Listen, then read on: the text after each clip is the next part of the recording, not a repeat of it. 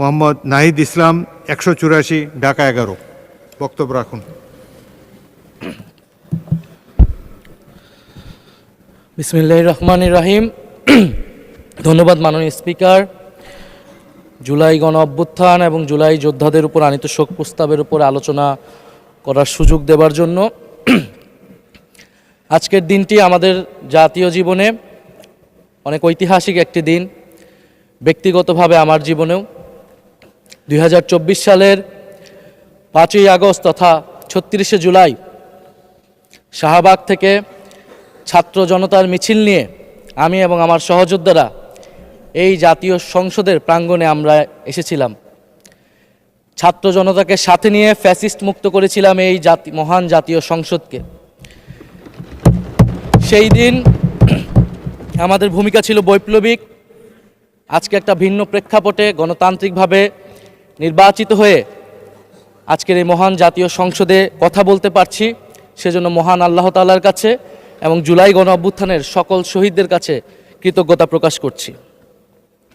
মাননীয় স্পিকার, হাজারো শহীদের রক্ত মারানো আর অসংখ্য আহত পঙ্গু দেশপ্রেমিকের সর্বস্ব ত্যাগ করা মহান গণ অভ্যুত্থানের ফসল এই সংসদের অভিভাবক হিসেবে নির্বাচিত হয়ে আপনাকে অভিনন্দন জানাচ্ছি। মাননীয় সংসদ নেতা, মাননীয় বিরোধী দলীয় নেতা এবং মাননীয় বিরোধী দলীয় উপনেতা এবং সকল মাননীয় সংসদ সদস্যদেরও অভিনন্দন জানাই। আমি শ্রদ্ধার সাথে স্মরণ করছি আমার সেই ভাই বোনদের যারা নিজের বুক বুলেটের সামনে উন্মুক্ত করে দিয়ে আমাদের আবারও স্বাধীন করে নিজেরা স্মৃতি হয়ে গিয়েছেন। আমরা তাদের শাহাদাত কবুলের জন্য মহান আল্লাহর কাছে দোয়া করছি। একই সাথে আহত ও পঙ্গু জুলাই যোদ্ধা ভাই বোনদের প্রতি আমার সবটুকু আবেগ, শ্রদ্ধা আর ভালোবাসা দিয়ে কৃতজ্ঞতা জানাচ্ছি।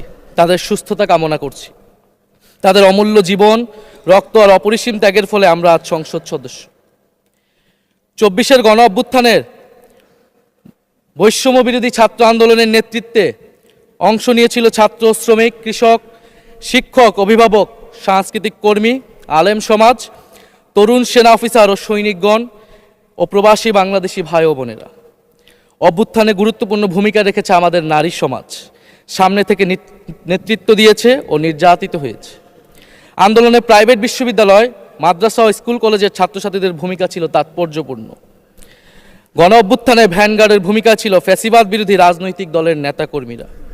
স্মরণ করছি ছাত্রদল, ছাত্র শিবির, ছাত্র শক্তি, ছাত্র অধিকার পরিষদ এবং বিভিন্ন ইসলামপন্থী ও বামপন্থী ছাত্রকর্মীদের যারা সাহসিকতার সাথে লড়াই করেছিল বৈষম্য বিরোধী ছাত্র আন্দোলনে। মাননীয় স্পিকার, 24 মানে কেবল 24 না, এর পিছনে রয়েছে বিশাল প্রেক্ষাপট। আমি স্মরণ করছি 47-এর আজাদির লড়াই, 71-এর মহান মুক্তিযুদ্ধ এবং 24-এর ছাত্র জনতার গণ অভ্যুত্থান এবং সকল জাতীয় শহীদকে। এ সকল ঐতিহাসিক জাতীয় সংগ্রামের ধারাবাহিকতায় আজকের বাংলাদেশ গৌরব নিয়ে দাঁড়িয়ে আছে। স্মরণ করছি পিলখানা হত্যাকাণ্ডের শহীদ, শাপলা হত্যাকাণ্ডের শহীদ, মোদি বিরোধী হত্যাকাণ্ডের শহীদ, ফ্যাসিস্ট আমলে গুম হওয়া ব্যক্তিদের স্মরণ করছি। 18 সালের কোটা সংস্কার আন্দোলন ও নিরাপদ সড়ক আন্দোলনে ছাত্র কিশোরদের অকুতোভয় সাহসকে স্মরণ করছি। স্মরণ করছি আমাদের ভাই শরীফ ওসমান হাদি, যিনি তার সাহসিকতার মাধ্যমে বাংলাদেশকে একটি ইনসাফ ভিত্তিক বাংলাদেশ হিসেবে গড়ে তুলতে চেয়েছিলেন। তিনি আর আমাদের সাথে নাই। আমরা ওসমান হাদি ভাইকে স্মরণ করছি। শহীদ আবরার ফাহাদ ও শহীদ ফেলানী খাতুনকে স্মরণ করছি, যারা ভারতীয় আধিপত্যবাদের বিরুদ্ধে লড়াই করে বাংলাদেশকে আজকের এই জায়গায় নিয়ে এসেছে। 24-এর ছাত্র জনতার গণ অভ্যুত্থানে মাঠের নেতৃত্বের একেবারে সামনে থাকার কারণে আজকের দিনটি আমার জন্য একই সাথে আবেগের, কষ্টের ও আনন্দের।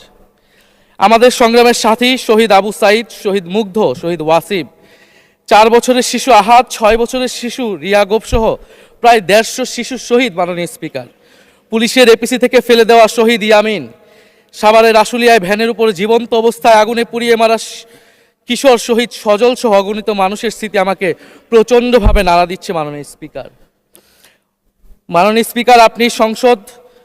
আপনি মাননীয় সংসদ নেতা, বিরোধী দলীয় নেতা সহ সংসদের সকল সদস্য এবং আপনার মাধ্যমে দেশবাসীর উদ্দেশ্যে আরও স্মরণ করিয়ে দিতে চাই মাকে উদ্দেশ্য করে লেখা চিঠি 10ম শ্রেণীর ছাত্র শহীদ আনাসের, যিনি বলেছিলেন, একটি প্রতিবন্ধী কিশোর, 7 বছরের বাচ্চা, ল্যাংড়া মানুষ যদি সংগ্রামে নামতে পারে তাহলে আমি কেন বসে থাকবো ঘরে?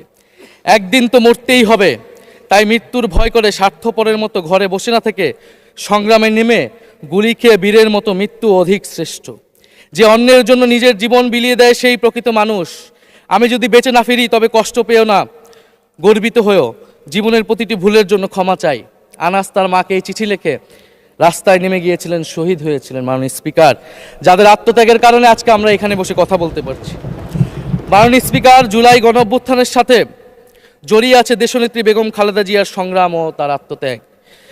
ওনার সংগ্রাম অনুপ্রাণিত করেছিল বাংলাদেশের তরুণ সমাজকে আত্মত্যাগ করতে, আত্মহুতি দিতে গণ অভ্যুত্থানে। আমরা আজকে তাকে শ্রদ্ধার সাথে স্মরণ করছি। মাননীয় স্পিকার, আমি বিশ্বাস করতে চাই আমরা যারা সংসদে বসতে পেরেছি কেউই এই শহীদের রক্তের সাথে বেইমানি করব না। কারণ জুলাই গণ অভ্যুত্থান মানে শুধু জুলাই গণ অভ্যুত্থান নয়, এটি নতুন বাংলাদেশের আকাঙ্ক্ষা। গণভোটের রায় অনুযায়ী আমরা যেমন সংসদ সদস্য, একইভাবে সংবিধান সংস্কার কমিশনের সদস্য। আমাদের সরকারি দলের বন্ধুরা অবিলম্বে সংবিধান সংস্কার কমিশনের সদস্য হিসেবে শপথ নেবেন বলেই আমরা বিশ্বাস করি। আমরা একই সাথে গণতান্ত্রিক সংস্কারগুলো সাধন করতে চাই। 70% মানুষ গণভোটে তাদের রায় জানিয়ে দিয়েছে মাননীয় স্পিকার। গণতন্ত্রে জনতার রায় সার্বভৌম, তার উপর কোনো আইন বা বিধান চলতে পারে না। মাননীয় স্পিকার, আমরা বিচার চাই, জুলাই গণহত্যার বিচার চাই, শরীফ ওসমান হাদি হত্যার বিচার চাই, গুম খুনের বিচার চাই, বিগত সময়ে হওয়া লুটপাট এবং দুর্নীতির বিচার চাই। জুলাই মানেই নতুন বন্দোবস্ত, গণতান্ত্রিক অন্তর্ভুক্তিমূলক বৈষম্যহীন দেশ।